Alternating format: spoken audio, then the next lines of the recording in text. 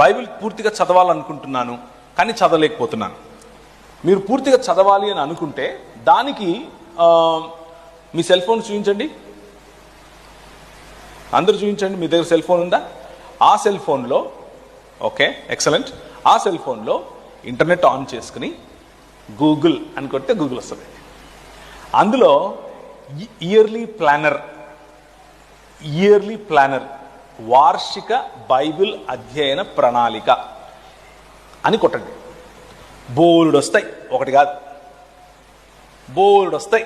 అందులో మీకు ఏది నచ్చితే ఆ ప్రణాళిక తీసుకుని మీ గూగుల్ క్యాలెండర్లో వేసుకుంటే రోజు ఏం చదవాలో అదే చెప్తుంది.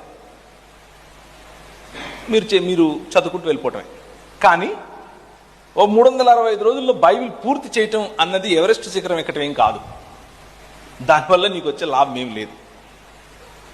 కొత్తగా నీకు పైనుంచి ఏదో దేవుడు వరాలు కురిపిస్తాడు, నీకు లడ్డూ కావాలా నాయన టైప్లో తీసుకొచ్చి ఇస్తాడు, ఏమీ కాదు. అధ్యయనం ఇంపార్టెంట్, చదవటం కాదు. చదవటం అని అంటే న్యూస్ పేపర్ పొద్దున్న ఏం చేస్తాం మనం?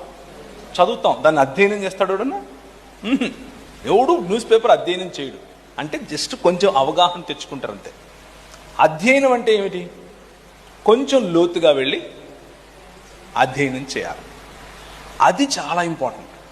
అది లేకుండా హల్లెలూయా స్తోత్రం అని అంటే దానివల్ల మరణాత మాత్రమే జరుగుతుంది.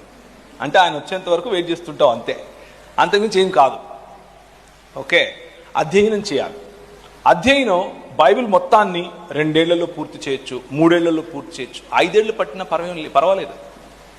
కానీ అధ్యయనం చేయాలి. అధ్యయనంలో ఒక్కొక్క పుస్తకాన్ని ఒక్కొక్కసారి చదవచ్చు, ఒక్కొక్క లేఖను ఒక్కొక్కసారి చదవచ్చు, ఒక్కొక్క ప్యాసేజ్ నువ్వు ఒక్కొక్కసారి చదవచ్చు. అలా మీరు ప్రణాళిక పెట్టుకుంటే చేయటం ఈజీ అయిపోతుంది.